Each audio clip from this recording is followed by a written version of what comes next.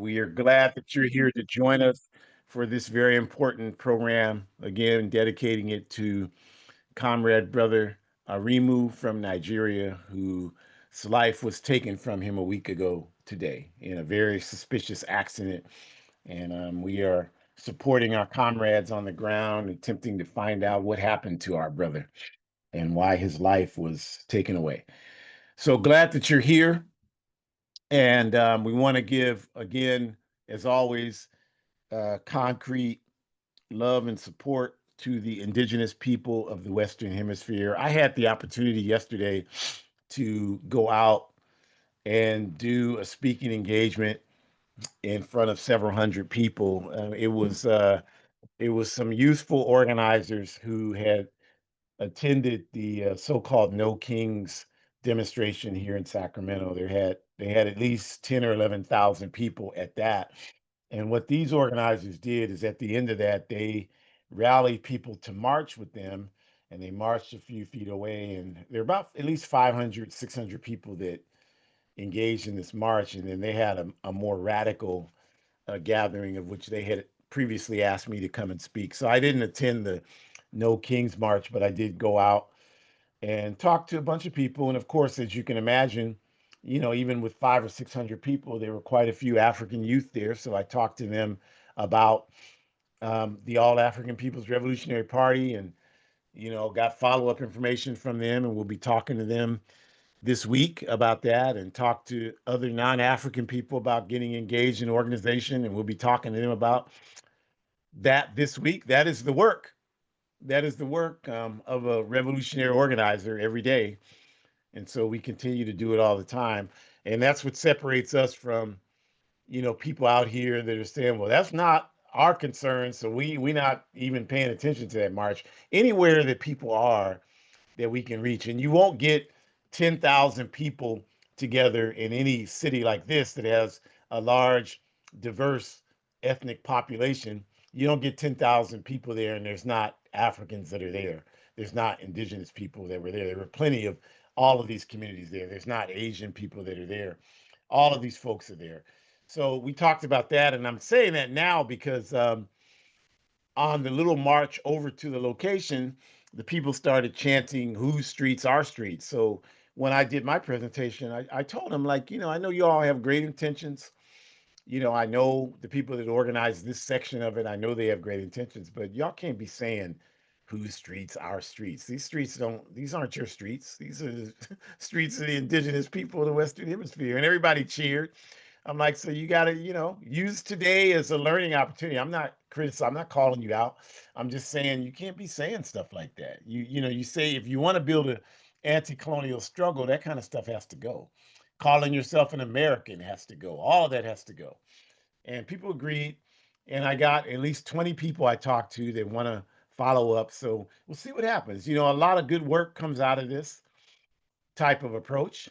We're organizers, so that's what we do. So we'll see what happens. So acknowledging that, and of course our African ancestors, of which our brother in Nigeria, brother Arimu, is now an ancestor. And I had a chance to meet him when we went to Ghana in December of 2018 for the 50th commemoration of the create of Kwame Nkrumah writing the Handbook of Revolutionary Warfare.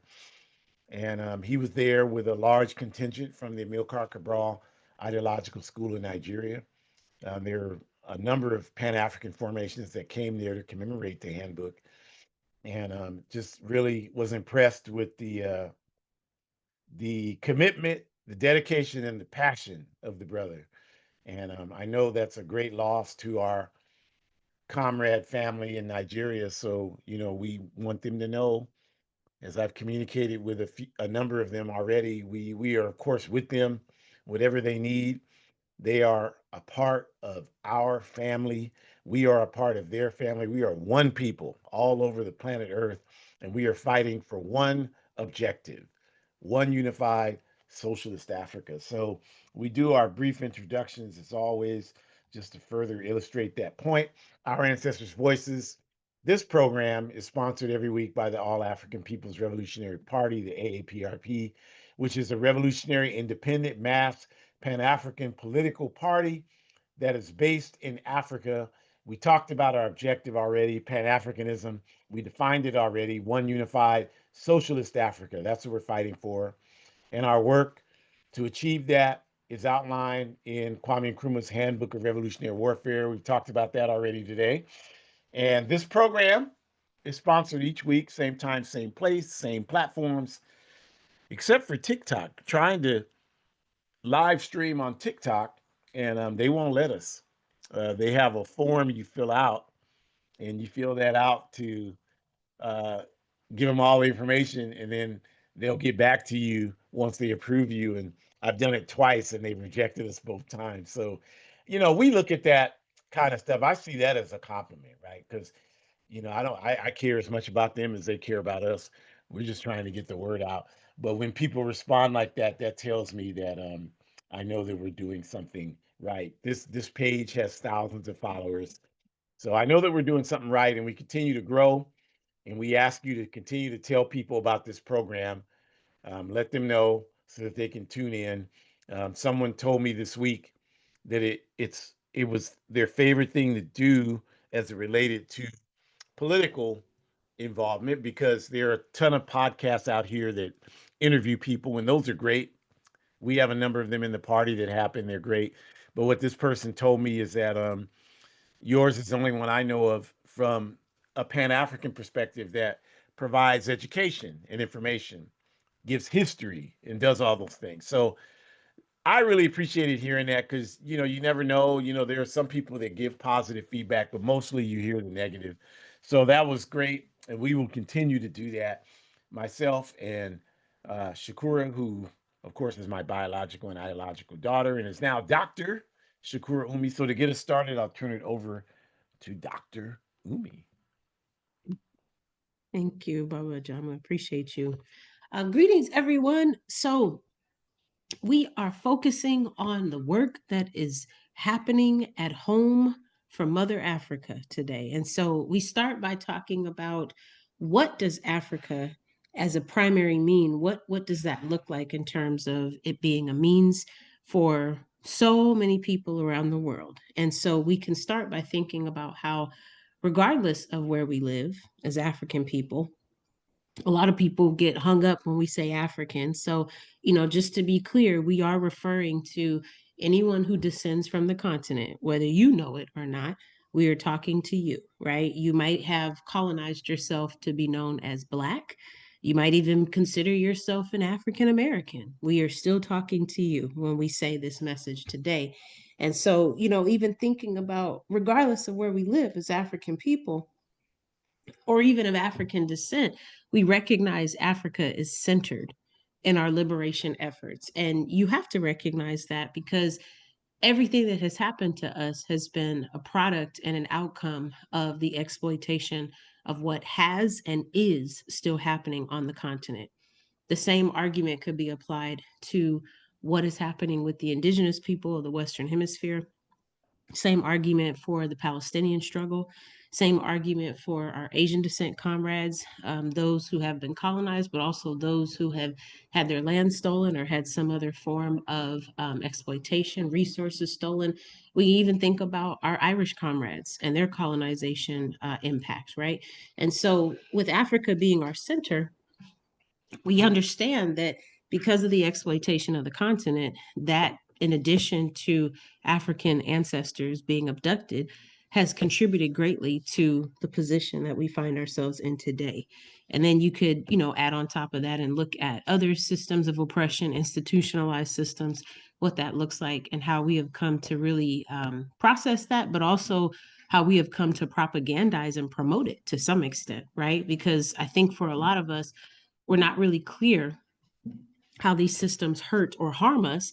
And instead, because we're so disconnected with the fact that we are, in fact, African, I guess it's easier for us to just take on a new position where we don't fight as much. And instead, we just kind of assimilate and fall in line. And so, that's really unfortunate that that's the reality that some people are accepting, because that means that they probably have lost more sight compared to the rest of us who are still fighting, that Africa has and always will be the center of our liberation efforts. This is the reason that a lot of us are still surviving today, because we have understood that that center has always been at the artery, the key artery, and the gem and the jewel of why we do what we do, and more importantly, why we fight. Why we fight. So the politics in Brazil, Nigeria, Germany, the United States are important. But for revolutionary Africans, especially Pan Africanists, we refuse to recognize colonial borders because they refuse to recognize us. So we understand that, where Africa goes, that determines where we go, no matter where we live. Meaning, we're not going to acknowledge any borders that say that, as long as you are on Senegal, as long as you are in the country of Senegal and you're not crossing over, you must abide by the rules of the French and nothing more, nothing less. And then once you cross over into a different country, you now need to abide by the rules of that country's lineage, which, in terms of lineage, I'm saying from a colonized standpoint or even neo colonized standpoint. And so we're not really, acknowledging that those are not French lands. Those are not Portugal lands. Those are not Britain lands. Those are not Italian lands. Like, those are African lands.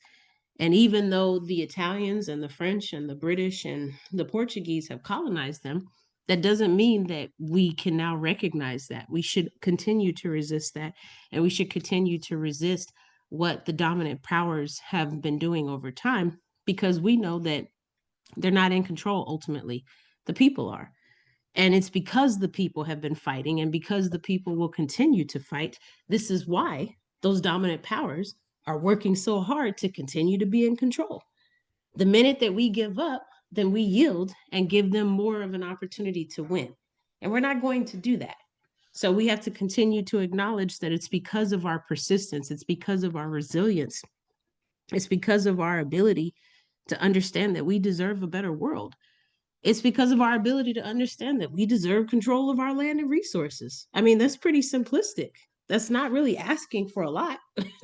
That's literally the basis, the first hierarchy of Maslow's hierarchy of needs, right? Like, that's the base right there: land, water, resources, right? So I think we can, just kind of think more about that in terms of understanding how we all contribute to what this dichotomy looks like, whether we acknowledge that we are in fact African, or whether we know as an ally that what has happened in Africa is happening in other parts of the world as well. Whatever that looks like, how do we speak out against that? We talked about so many different ways that folks can be supporting and representing. Next slide, please. And that's going to continue to be important now more than ever. That is going to continue to be important now more than ever. So we have to continue to also think about, what does this mean in the grand scheme of things in terms of our principle and our character as well. Kwame Nkrumah, in his landmark 1968 book, The Handbook of Revolutionary Warfare, articulated the strategy of unifying all revolutionary Pan-African formations on the ground throughout Africa. So I will stop there and just ask you, if you're in a position to look at the slide, you can literally see visually what Nkrumah was talking about with the strategy of uniting Pan-African formations.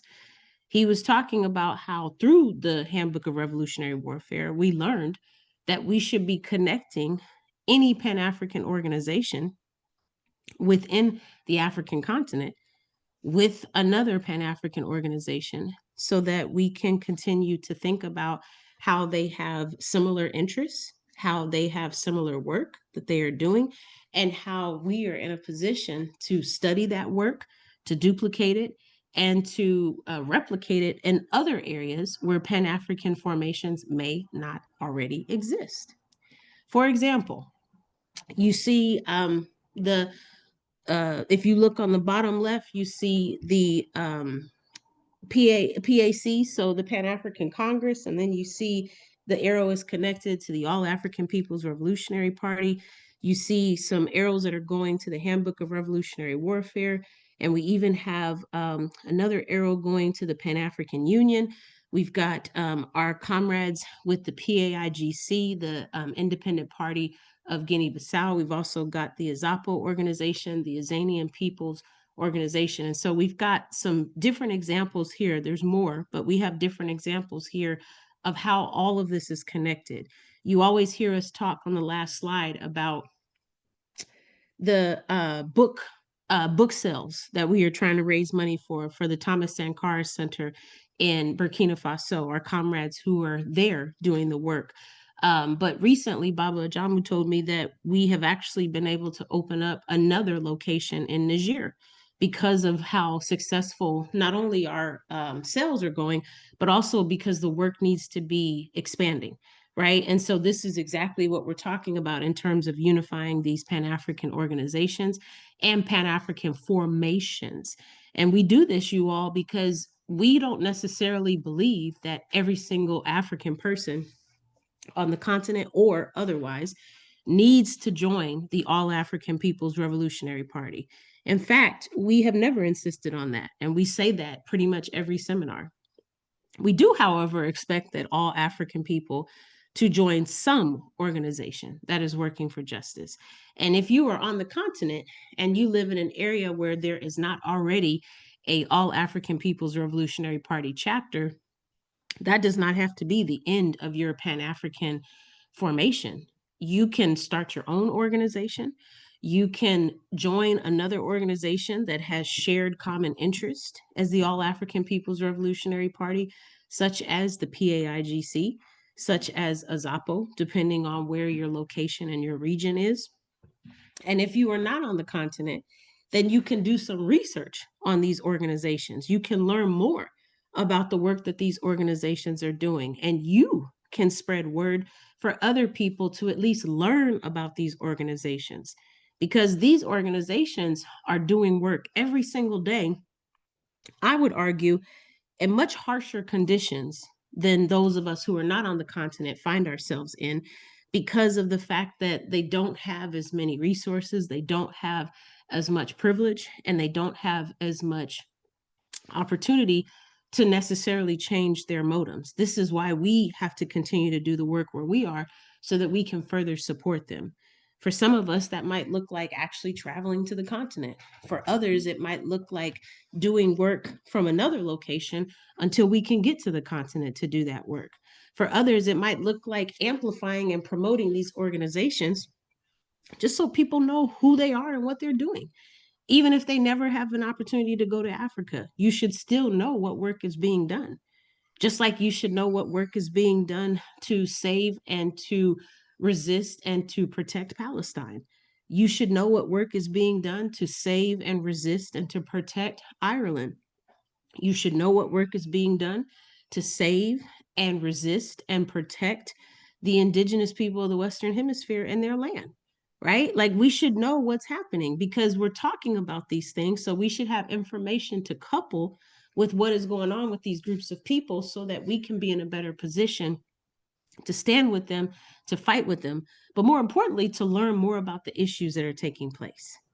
We should know what's going on with the Asian descent people so that we can understand, resist, and protect them, right? Like this is what this work is all about. Unfortunately, all of us have the colonization in common, and so we have more of a responsibility to stand together with that. So, because we've made these connections with the Pan African formations on the continent, on the ground, in Africa, and throughout Africa, we also agree, and we agree with these different formations, that the definition of Pan Africanism is one unified socialist Africa. And that's a beautiful thing because what we're saying is you have more than one formation organization that has come together and agreed upon how socialism can be defined, which is very powerful, you all, because if you think about that from a larger scale, just on the slide alone, we've got 5 different organizations that are all kind of being guided by and following this same book that Kwame Nkrumah wrote, which they have the same guidelines and the same frames and the same policies and the same practices, which is good, very good. And then we all agree that socialism is defined as one unified socialist Africa. If we agree that that's how socialism is defined, then we also agree that we want Africa to be a socialist United States of Africa. So that means that all of these same 5 organizations are now fighting for Africa to reach and achieve socialism.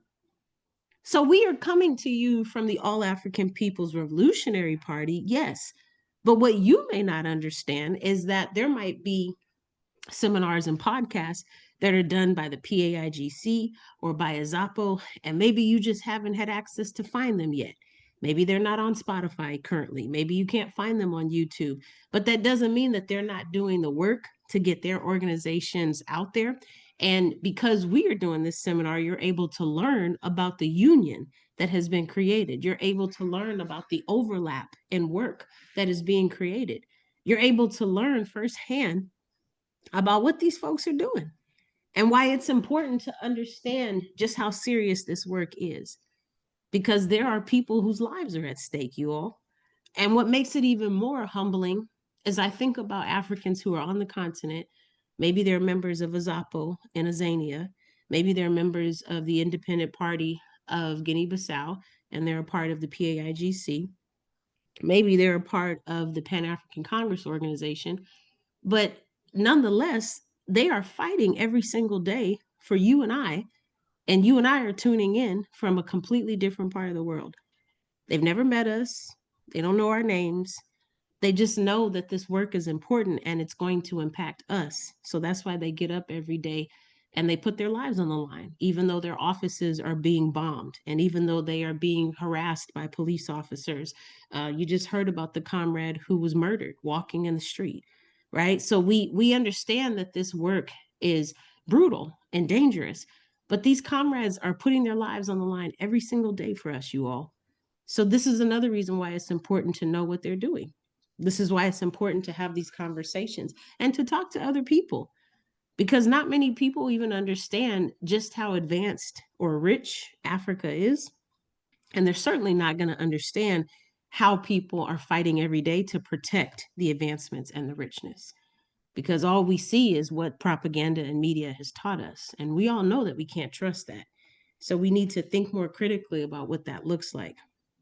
I'll also say that because these organizations and formations agree with the definition of Pan Africanism, then we have come to move that into one political formation called the All African Committee for Political Coordination, also known as the AACPC, which basically is an umbrella term for us understanding these Pan African formations that are linked and connected because we all agree and are all fighting for the Pan Africanist definition that we laid out earlier, meaning one unified socialist Africa. Excuse me. And Nkrumah went even further by expressing that the All African Committee for Political Coordination, or the AACPC, would form based upon the central committees of these revolutionary Pan African formations, meaning every single one of these organizations has a central committee. And I just saw the meeting for our central committee with the All African People's Revolutionary Party on our calendar coming up, I believe within the next week or even weekend.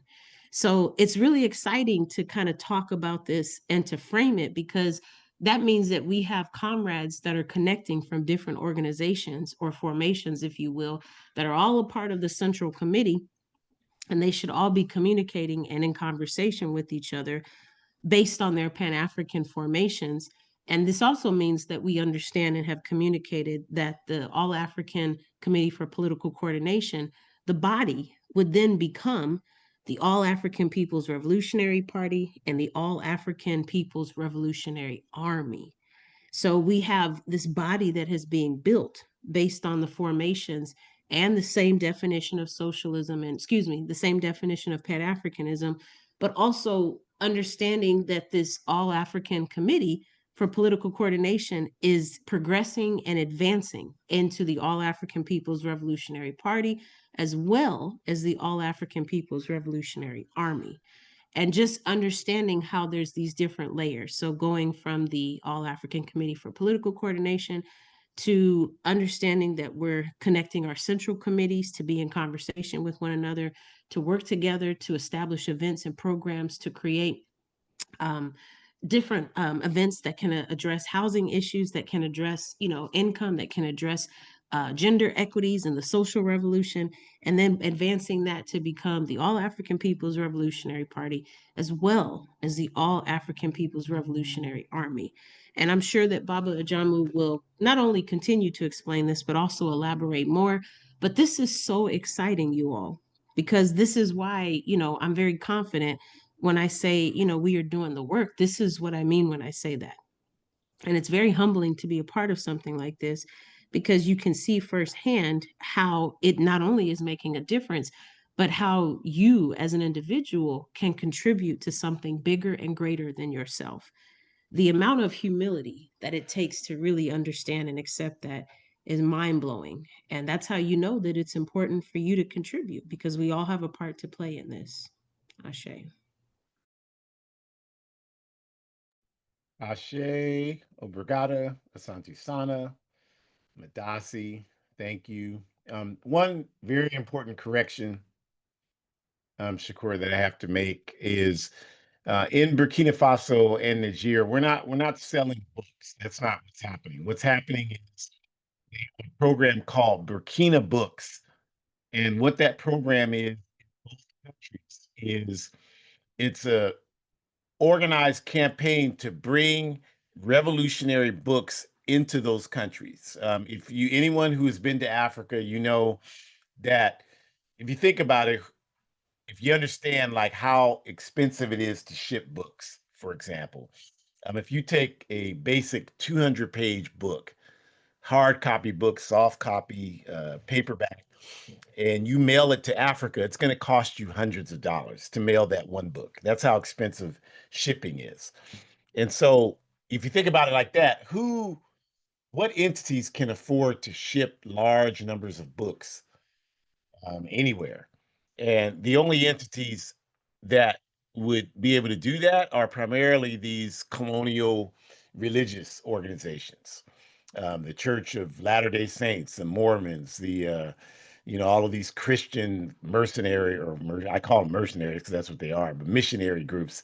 All that's who has the money to do that, right? And so, if you've been over there, like I have, most of the books that are donated to Africa to go into schools are, Huck Finn, See Dick Run, See Dick Talk to Jane, and some of the Moby Dick and the most reactionary literature that you can imagine. So, what the Burkina books and Niger books projects are doing, which are both work organized by the All African People's Revolutionary Party organizers on the ground in those two places, is to raise money to bring in revolutionary literature. Books written by Kwame Nkrumah and Sekou Touré, books written by Milcar Cabral and Thomas Sankara and Robert Sobukwe, et cetera, and so forth. So that's what they're trying to do. Fidel Castro, Ernesto Che Guevara, Walter Rodney, Frantz Fanon.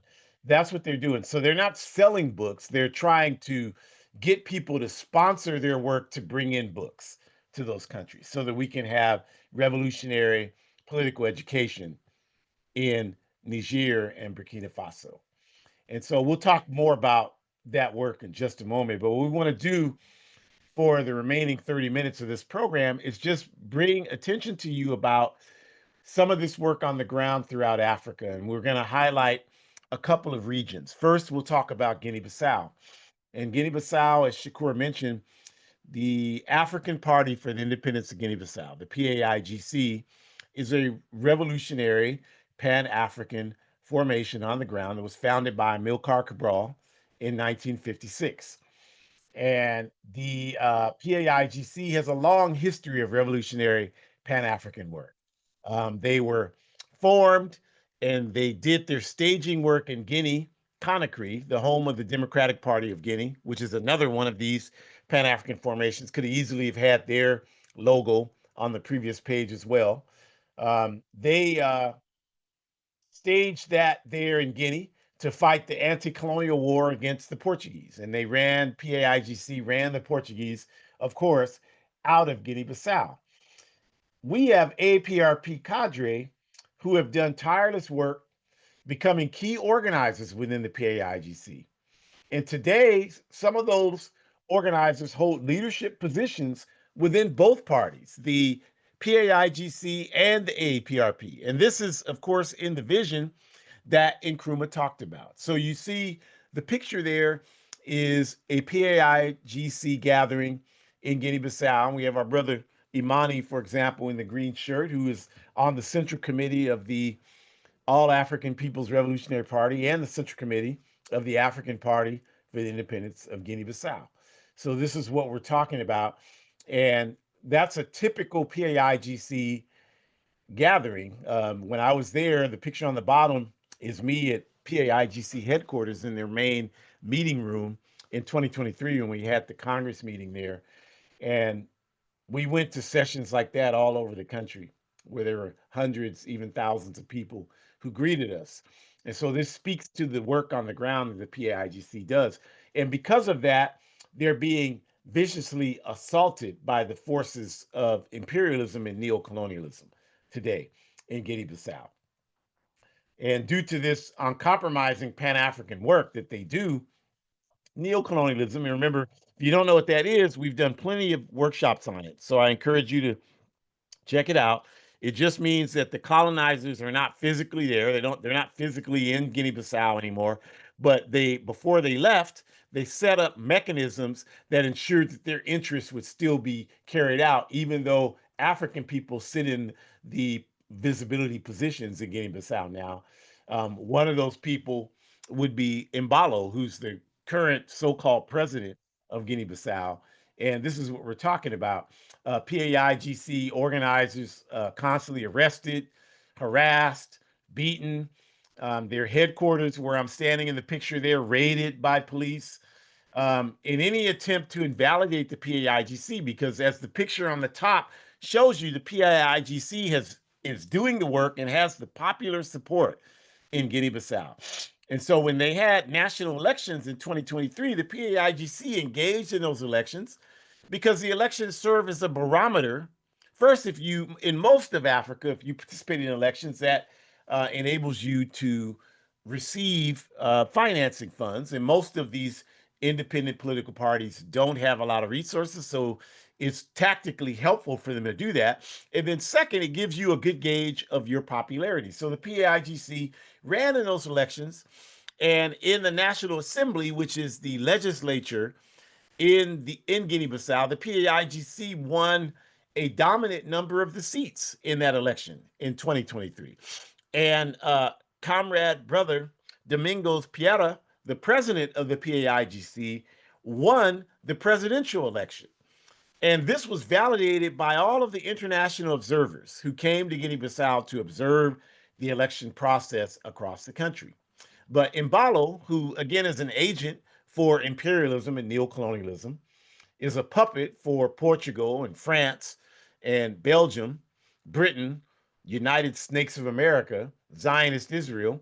He invalidated the election in 2023 and sicked the troops on PAIGC organizers and anyone who supported the PAIGC. And by invalidating the election, refused to seat the PAIGC delegates and the delegates from the coalition that the PAIGC had formed with two other political formations in Guinea-Bissau. Uh, they call it the TA coalition. I believe I'm pronouncing it correctly. And so this happened, and then the presidential election, which comrade brother Piera won by 80,000 votes, Mbalo said, no, that wasn't valid, and then had a re-election, which this time the international observers said, yeah, there were all types of problems with the re-election, but somehow, some way, Mbalo came out winning that election by a good 70, 80,000 votes. So this is nothing but international sabotage. And this is the work that imperialism does to stop genuine on the ground Pan African work from taking place.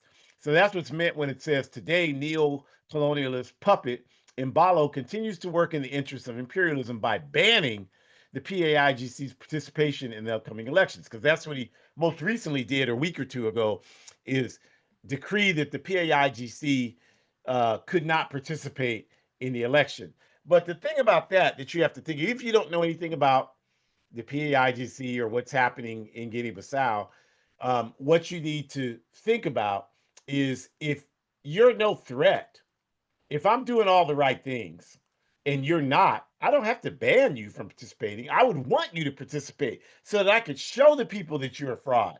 And the fact that this clown had to ban the PAIGC from participating, this is because he fears the on the ground work that he's never done, that the PAIGC has been doing with the African people in Guinea-Bissau for decades now. I've been on the ground in Guinea-Bissau, and I can tell you that the masses of people support Pan-Africanism in that entire country.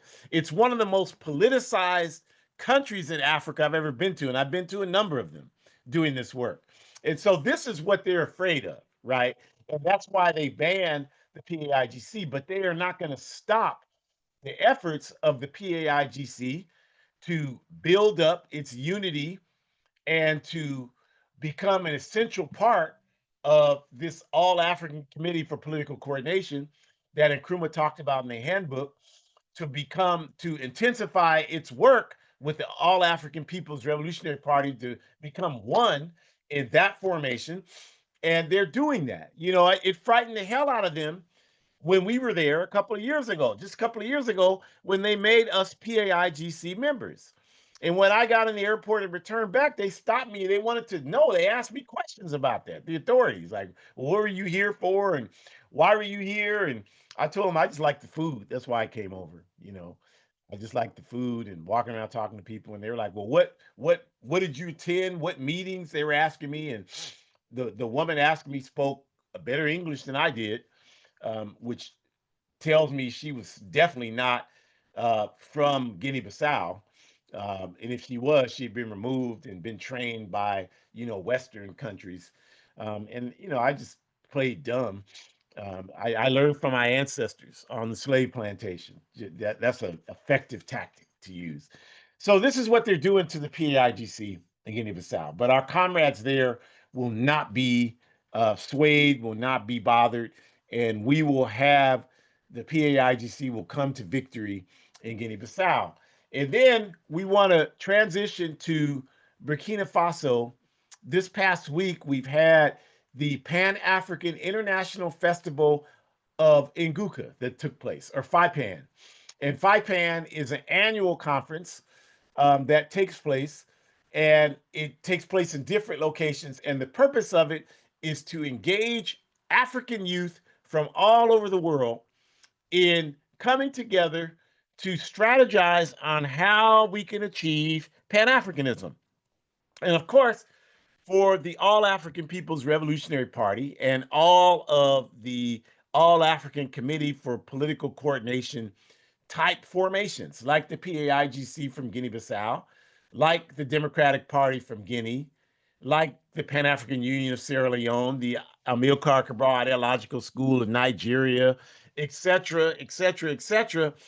These formations all participate in FIPAN and push the concept of revolutionary Pan Africanism, one unified socialist Africa. We go there, we build relationships with people, we create contacts, we follow up, and we do the work to continue to build the All African Committee for Political Coordination.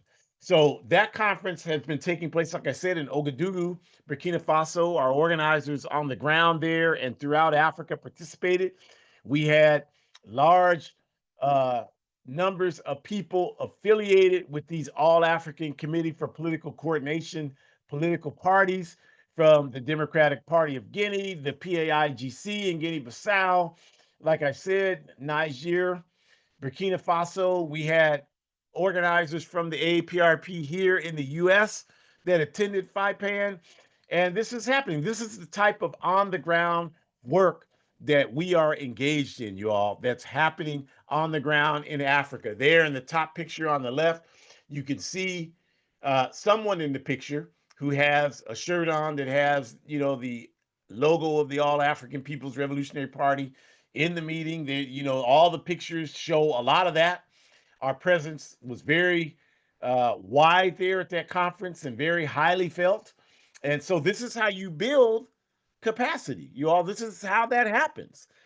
Those of you that aren't involved in organization, you don't understand that. You think that it happens through the wave of a magic wand, I guess, but it only happens one way, through on the ground, day to day work to build relationships, intensify those relationships, intensify the political education, and get people committed to this objective of revolutionary Pan Africanism, to build revolutionary Pan African cadre. That's how we'll get there.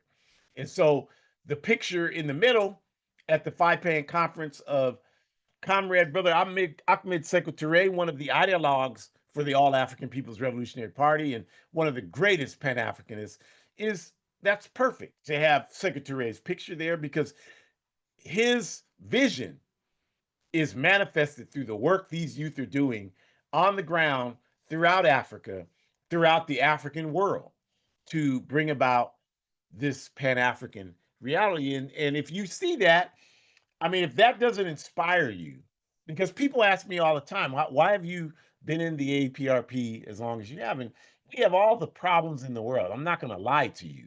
Organization, when you're fighting against an enemy as strong as the international capitalist and imperialist network, is never easy. We have all of the challenges in the world. But the reason why, after 41 years, I am even more committed to this party and its work is because of what you see in front of you if you're looking at it, and you should be. And that's that the future belongs to Africa. It's just a matter of time. Africa is on the move. And this is what I live for. And so this is wonderful to me to see this happening. I don't have to be at everything. I'm at a lot of stuff, but I don't have to be there.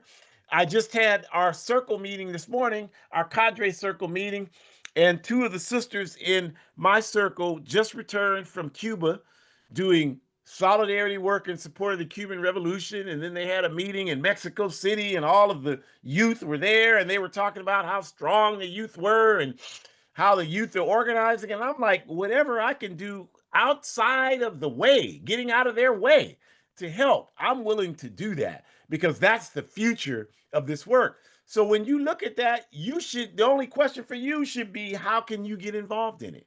What do you need to do to be a part of it? I don't understand how that cannot inspire you.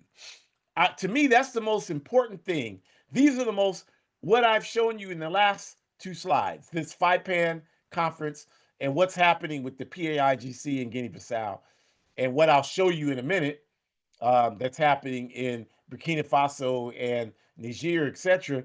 These are the most inspiring things happening on earth to me. I mean, but that's because I want the unity of our people worldwide, because I recognize and I understand and I'm convinced that that's the only way we will ever get what we need and what we want. We won't get it by voting for some cracker or some graham cracker in any one of these countries. That's not going to do it. What has that done for us up to this point? Not a damn thing. We won't get it by build. We can build as many nonprofits as we want.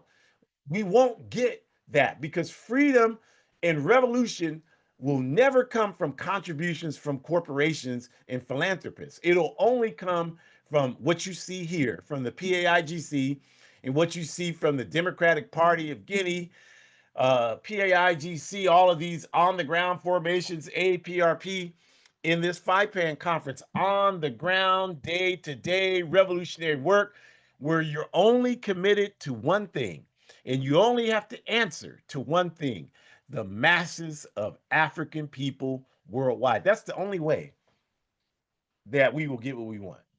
And you can't argue anything different because you have nothing to show. Everything that we've gotten has come from mass struggle, independent mass struggle. Even those of you that promote vote, vote, vote, we wouldn't even have this worthless vote if it wasn't for mass struggle. That's what produced it. So everything we have, we got from mass day to day struggle by the nameless, faceless people who sacrifice every day to do the work. From the people you know nothing about, like Comrade Brother Arimu from Nigeria, whose life was snuffed out last week. These are the people and the sacrifices that they make that gives you the opportunities that you have today. You can't name one example of where we've made any collective progress from any type of bourgeoisie activity that wasn't spawned by mass struggle. So you will never convince us, and you certainly will never convince me, that we can move forward when the masses of people are disorganized and disengaged just by voting for some sweet talking cracker or some sweet talking black graham cracker. That'll never be the model for how we move forward. Even those people are only there again because of the mass struggle. So our role at the FIPAN conference and in everything we do is to push the concept of revolutionary Pan-Africanism as articulated in Kwame Nkrumah's handbook to build relationships and continue our work. I just told you a little while ago, I was out there yesterday. A lot of you Africans, you don't get it because you're not doing any work. You're just running your mouth. And we know, I know when you're just running your mouth because of the things that come out of it. Because an organizer would talk about things in a way that a person that's just talking and has doesn't do a damn thing would never know how to talk about things. For example, a person who's just talking and doesn't do anything would say something stupid like, well, I don't know why we would go to those protests. They don't have anything to do with us. As if any question of oppression ever doesn't have anything to do with us, right? I don't care who it is. And I get it. I get it better than you. I understand it was a bourgeoisie liberal protest. It focused entirely. When I walked out there, I wasn't even going to that march. I was going to the subsequent march that was organized by more radical organizers, but I had to walk through them, the thousands of people. But I'm smart enough and experienced enough to know that if there are 10,000 people at something and there are people organizing a more radical voice, that they're going to get people from that. So if you're not there, you don't have that opportunity. This is what I've told people about both Million Man March. Why are you going to the Million Man March? There are millions of African people there. You can't even get two people to come visit you at your goddamn house. They had millions of African people in Washington, D.C. in 1995 and 2015. I'm trying to organize African people. What kind of damn fool could not understand why I would not run across the damn country if I had to get there to talk to those Africans about organization? I was there talking to hundreds, thousands, I can't even lost count, giving them literature, helping them understand the work that we're engaged in. That's what it was about for me. I didn't go there to listen to Minister Farrakhan. I've heard Minister Farrakhan speak many times. I didn't sit on the grass and listen to his speech. That's what you would have done because you don't do the work. I got on the street corner with a banner, with a comrade, with literature, and we talked to everybody that came by. And so that's what the work that an organizer does. Y'all don't understand it because you don't do the work. But that's the work that an organizer does. I said that I went out there yesterday. I got 20 something names of African youth. I'm going to follow up with them this week. And some of them will probably one day soon join the All African People's Revolutionary Party. But if I'm not doing that kind of work, if I'm just sitting in my house running my goddamn mouth all the time, I'm not recruiting anybody except gas and diarrhea. So this is what you got to understand about this work, y'all. I'm not trying to be disrespectful.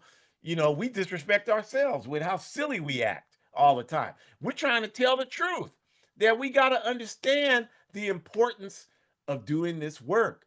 And we have to spread the work because it's not going to be on CNN and CIA network. I had somebody tell me they tried to log into this program and they didn't get in and it said they're going to a dangerous illegal site. And I haven't seen that person since they told me that. And I'm like, and then I'm sorry, I saw them, but not on this program. And they told me this. And I said, well, you weren't gonna do anything anyway. If you that scary and cowardly, you're not gonna do anything anyway. So I don't even miss you. So let's talk about the Sahel in there. And on the screen we have, our cadre, AAPRP cadre organizer, Sister Inim in Burkina Faso, where she lives, and she's organizing there for the AAPRP, and they have organized this Burkina Books project as well as Niger Books that I talked about a little while ago. And like it says there, the AAPRP is active all over Africa. In Azania, which I'll be in January, South Africa, doing work for the party there, Zimbabwe, Kenya, etc., in Southern Africa, in West Africa, in Ghana, Guinea-Bissau, Guinea, etc., and certainly in the Sahel, Burkina Faso, Niger, and I know they're working on Mali right now as well. And the APRP cadre there have launched this Burkina Niger Books project, which is designed to facilitate bringing in revolutionary Pan African literature into the Sahel region for mass political education and organization. That's the purpose of it. That is the purpose of it. Our cadre circle this morning, we're reading um, I can never. I'm dyslexic about the title, but it's Shakura knows it's Women in Revolution in Cuba. I think that's it. Women in Revolution in Cuba. It's by Fidel Castro and Vilma Espin, two central figures in the Cuban Revolution. This is a phenomenal book. And people want to argue with me about Cuba, and they haven't read this material like I have. So I'm like, why would I listen to you? That's like me trying to argue about delivering a baby. That's absolutely worthless. I'm not going to waste that time in my life arguing with you. You don't even know what the hell you're talking about. Who's a greater fool, the fool or fool that follows? If I listen to you, I'm the fool that follows. Not going to do it. So, this is the type of literature, that book that I'm reading in my circle right now, that is difficult to find in Africa. And what our party organizers on the ground are doing is doing work to bring literature like that into Burkina Faso, into Niger, into the Sahel, into all of Africa, so that we can begin to politicize our people towards the concept of revolutionary Pan-Africanism. It wasn't until just a few short years ago that Kwame Nkrumah's books were legal in Ghana, the country of his birth, the country that he led to independence. So this is the fight, is to bring revolutionary literature to our people. You can get uh, uh, modeling magazines in Africa, all over Africa, those are available. You can get nonsense all over Africa, but getting revolutionary literature, that's the thing that we're struggling to do. That's the essence of our work through the work that's happening through the Sahel. So we're telling you all this so that when you see something about Guinea-Bissau, and if you don't see it, you should look for it. And the African Party for the Independence of Guinea-Bissau, the AAPRP, the All African People's Revolutionary Party in Guinea-Bissau, the PAIGC, you should support it. When you see work about Burkina books, Niger books, you should know that's the AAPRP. You should support it. When you see something like FIPAN, International Conferences of Pan-Africanism, you should support it. This is the work to liberate our people. And so many of us don't know anything about it, don't want to know. And even when we do know, we do nothing to help others know. Some of us do. I'm not saying everyone, but not enough of us. That's what we need to have happen. That's how we're going to win. All right. So we thank you for coming today. We thank you for joining us. We invite you to join us next week, Sunday, October 26th. Our topic is going to be Zionist Israel, the liar that keeps on lying, because everything about the Zionist movement is a lie.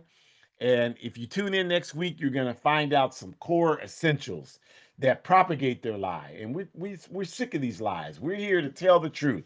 As my grandmother used to say, tell the truth and scorn the devil. So that's what we're going to do. So the QR code in the upper left-hand corner, the red and white one, you can find out about other AAPRP programs that are virtual besides this one. So you want to check that out. We have a forward ever shop that has hoodies. And, I saw my comrade brother here in Sacramento. He came into the self-defense class Thursday night with a hoodie on, and I'm like, I didn't even see that one, so I gotta go on there and order that one. He had a fat hoodie on. It had, I think it was Kwame Nkrumah's secretary and Kwame Ture on it. So I gotta look up that one right now. You can find out about it in that QR code on your screen, hoodcommunist.org, Revolutionary Pan-African blog. So check that out and you can get it. Again, we want you to come back next week. Zionist Israel, the liar that keeps on lying. And every Thursday night from 6 to 8, we have self-defense, community self-defense. Come and educate your mind. We're building community. So what we do is we work out your mind, then we work out your body. teach you how to understand who the enemy is, and then teach you how to defend against the enemy. So come on out if you're in the Sacramento area. 2775 Cottage Way, Cottage Way, Unit 15, 2775 Cottage Way, like cottage cheese, Unit 15, 6 to 8 p.m. every Thursday. Come on out. We'll even be doing it on Thanksgiving Day. We don't celebrate no colonial holidays. We'll be doing our community self-defense that night. So come on out and join us. Join the All African People's Revolutionary Party. If you're African, you should do that. You should at least come to an orientation so you can know about it. So at least when we tell you, well, why don't you join the All African People's Revolutionary Party? Don't say, I don't know, I don't. They want to give me the they telling me that I gotta have a nose ring and I don't believe. Don't say nothing dumb and crazy as hell like that. Get some information. So if you go there, you can watch a video, you can get informed, and you can find out. So that's what we want you to do. And then Burkina Books, the QR code on the bottom right, the black and white one, like I told you, those are the projects of the AAPRP in Burkina Faso and Niger. So become a monthly sponsor. We're not selling anything. We're asking you to become a monthly sponsor so that you can pledge $10 a month. That's how they're raising the money to ship these books. And they're doing that. But the more of you that support this, the more capacity they'll do that. The more capacity they have to do that, the more we can educate our people about the necessity for Pan-Africanism. So become a monthly sponsor. And then finally, please buy my book. And if you bought it already, tell people to buy it. Call your local library and ask them to order it and put it in there. A guide for organizing defense against white supremacist, patriarchal, and fascist violence. A guide for organizing defense against white supremacist, patriarchal, and fascist violence. Unfortunately, it's only available through Amazon, but 100% of the proceeds we use for our anti fascist work. We have materials, pads, everything we use for self defense. So, where do you think I got the money to buy that? From the proceeds from this book. So, support. Plus, it's a great book about revolutionary organizing. So go on Amazon. I know it hurts. It hurts me, but the pain goes away when I use all of the proceeds. I see people organize who read the book, and I use the proceeds to forward our revolutionary work. So you can do that too. So thank you. Enjoy the rest of your evening. Forward ever, backwards never.